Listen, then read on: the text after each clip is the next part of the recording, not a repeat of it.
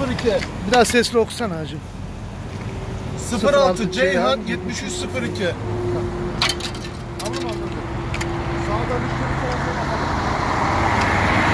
Yak arızası göstergesinden sonra motorundan alev almaya başlamış. 18+1 servis aracı, işçileri taşıyan. İşçiler son dakikada kendilerini dışarıya atıyorlar. Çok şükür herhangi bir yaralı, ölüm bir şey yok. Sadece araçtan maddi hasarlı kaza meydana geliyor. İtfaiyeler tarafından şu an söndürüldü.